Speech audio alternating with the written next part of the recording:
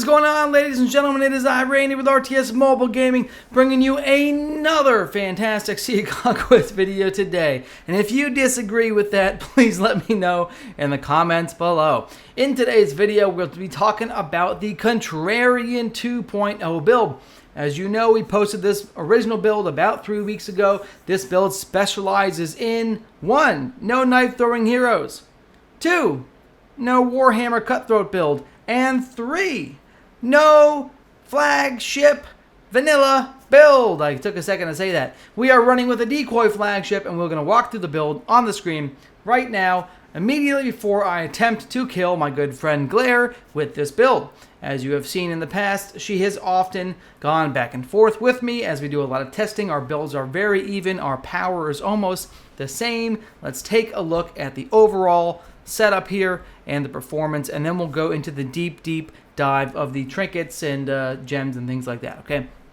So to start, we have Bones, Cordelia, and Django on the flagship. This is going to give me really great rage regen, both for my flagship and for the rest of my fleet. Having Django on the Bones boosted rage generation is going to allow Django to provide bonus rage to 3 additional ships in my fleet. It's going to be really great. Help me keep up with some of the damage from these knife-throwing hero builds. Okay? Next, on the Scepter, we happen to have Ahab, Obi, and Magnus. Oops, I clicked that by accident. We happen to have Ahab, Obi, and Magnus on the Scepter here, okay? So we're going to see an incredible amount of aggro generation, an incredible amount of damage mitigation and shielding and armor happening on the Scepter, which we'll get to in just a minute here, so get excited for that, okay? On to the strategic ship. This is interesting. Now, some people would say Boa. I'm going to say Delilah, and I'll tell you why, okay? Delilah is going to help activate Sarah's 4-star ability to trigger bonus damage when you deal strategic damage to a healthy ship. Delilah will both give you rage regen earlier in a fight. She will also have 5 damaged instances that she will activate when she triggers her ultimate. That is going to give you 5 additional strategic damage instances from Sarah's 4-star skill. That will help Thunder Cannon Griffin's second ultimate from his 6-star ability very early in the fight.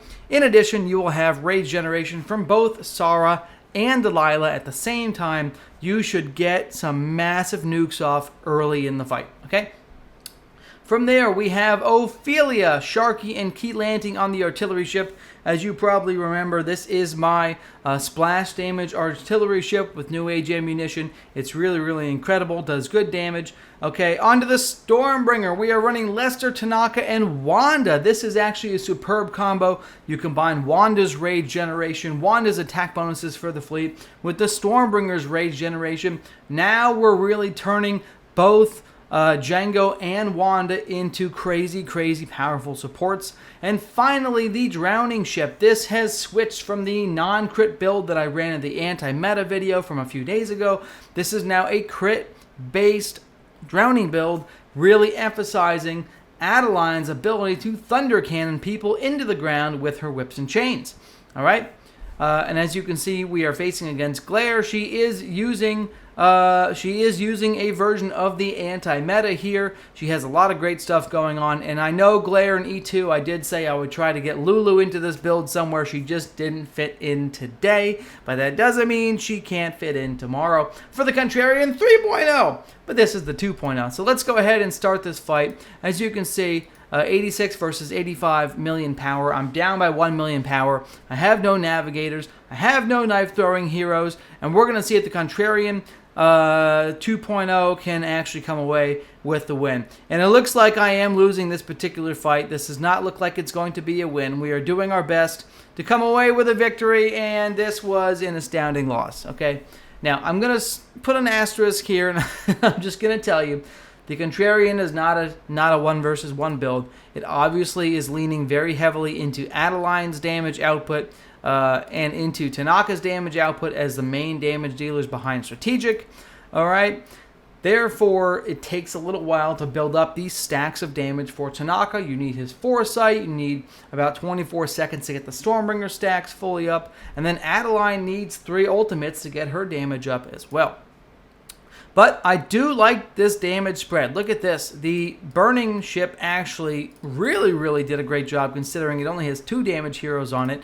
The drowning ship with Onimusha on it, Adeline did a great job thunder cannoning over 10 million damage here overall. And the strategic ship actually, as predicted, had the highest damage output here. That's the point of the build. They're really boosting Sarah, and she did pull ahead in this fight, which is really great to see, over Griffin, okay? So an incredible amount of damage output there. And listen, shout out to Glare. She's running an anti-meta setup here. Obviously, the anti-meta setup is my favorite setup. This setup is much more friendly as a Contrarian 2.0, geared towards free-to-play players or low to mid-level spenders who don't have all these knife-throwing heroes and all these other things, okay? So if you don't have Navigators, you don't have knife-throwing heroes, we almost took out somebody who does, who's a million power higher than us. We did pretty well, and I had some reports earlier that went better against her, so let's try another one. Let's try it again. Then we'll dig into the actual, we'll go right up into the actual build itself with the trinkets and the gems, because that's the stuff you want to see with the ship parts, okay? Let's see if we do a little better here. Sometimes RNG comes for us with a vengeance, and it looks like we are also potentially going to lose this fight. But we are doing a tremendous amount of healing, and if I can kill that one minion, if I can kill those 2 minions that are, those are minions down, here goes the next minion. Oh, it's a loss. It was a loss. Thought it was good. It was a pretty close loss, guys, I have to tell you. 17%, got her down to 17% HP. I mean, this was a close fight, okay? You can do it. No Navigators, blue heroes on board. Like, you can use the Contrarian 2.0 and find a build that will work. And look at this output. Oh my goodness. Strategic damage, this thunder cannoning again, Sarah in the lead, okay? And from here, let's go ahead and look at the build. Now, I also did some team fights earlier. We were raiding the enemy port, and as you can see, I died, but I did kill a lot of people. Hot was here. We were all killing everybody at this enemy port. The build did pretty well. It performed very nicely, had a lot of great damage output. I sustained for a long time. I had 2 or 3 people on me at a time. I was able to kill them and keep on rolling, moving, and grooving because of the very high healing that comes from this build as well, which I'll show you once the report loads. Okay, look at this, 55 million healing from this setup, and here's a little bit of a better story told for the damage output. Amazingly, Lester, Tanaka, and Wanda are almost as much damage as the strategic ship, with a support hero on board, okay? With a support hero that did 2.5 million healing, 1.5 million damage, and gave my fleet a ton of buffs. I was still able to almost out-damage strategic with the incredible build we're running here. Alright, so Drowning didn't do quite as good with the crit build because Onimusha and Barnacle, they're not as strong as Hammer, Tornquist, and Titus Slade with the Drowning setup. So if I was using Hammer, Tornquist, and Titus Slade, you might see the Drowning ship as a second damage in between Stormbringer and Strategic, or maybe even the top damage. So I will say that while we're making the build work with Barnacle and Onimusha and a high crit damage output from Adeline, Adeline gets so much higher damage from all the Drowning stacks from taking on water that Hammer and Titus provide. And Hammer often out damages my Adeline. So we're missing that damage here. We're missing that synergy. So we're missing a good chunk of damage. But the build still performed well. Okay, that's what we're talking about. That's what we're talking about here. Overall, I'm happy with those numbers. Let's look at the build itself. And again, feel free to like and subscribe if you're enjoying this Contrarian 2.0 build. If you're not, let me know in the comments why. And if you think I'm a POS, I'm happy to hear it.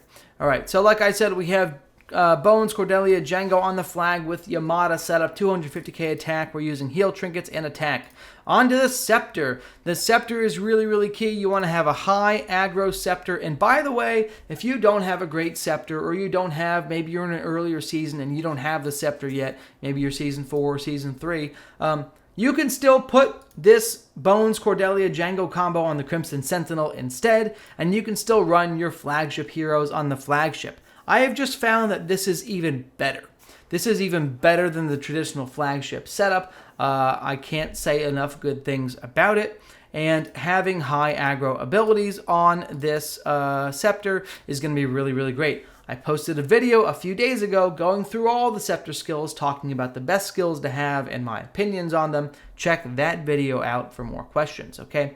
High aggro trinkets. I hate the steering wheel trinket. I broke it. I now have 2 equal shields on this ship for high aggro. On to the Orochi. The Orochi is really, really great as well. I'm currently using Annihilation. Head-on wallop is much better than Annihilation when it's combined with Sara, okay? However, after making 5 different legendary ships, I'd never have gotten a head-on wallop. Therefore, I'm using Annihilation. Annihilation is still very strong. It's a very powerful ability. And because Sara does have, like I said, from her 4-star ability here, the ability to almost do the same thing as head-on wallop and trigger a ton of bonus strategic damage, she can help you stack your Undying Oath on Griffin very quickly and activate Griffin's 6-star ability very, very quickly in the fight. You're seeing a double Griffin ultimate very quickly in these fights, okay? You could use Boa instead of Delilah if you want. This is a more free-to-play friendly build. Boa will be higher damage in the longer fights, guaranteed. The shorter fights, Delilah is slightly better because of the rage regen, and then she kind of falls off compared to Boa. But the goal of this build was how fast can I get a double Griffin Thunder Cannon, okay, and kill Glare. That was the objective. How can I turn the Contrarian 2.0 into a slightly better straight clash setup, even though it's not a straight clash setup? All right. Fury of the Storm is really, really key for this ship. You're going to really debuff the enemy's armor very fast, and Griffin is going to reduce the aggro on your ship through his 4-star ability, so you should not be one-shot by basic attacks, okay? The Goddess. The Goddess is also using the Fury of the Storm ship parts. If you don't have Fury set, that's okay. Blade of Freedom is just as good in many, many scenarios. I'm literally using it for the debuff here, okay? And I'm using splash damage plus heavy artillery. We have defensively offensive on this ship, and we have stealthy maneuvers. Stealthy maneuvers is helping this ship stay alive and helping redirect aggro to the scepter. So we're playing aggro games, right? Stealthy maneuvers on the Griffin. Stealthy maneuvers over here. Aggro reduction from Bones on the flagship. That is 3 different ships that are no longer going to be priority targets in fighting, okay? Okay.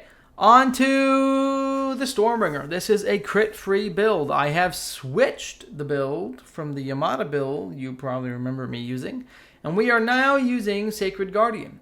For no particular reason other than I wanted to see if I can make the build a little bit tankier. The damage is slightly lower than with Yamada. There is no denying it. However, I do believe that it is making my ship tankier, and overall I am happy with the setup.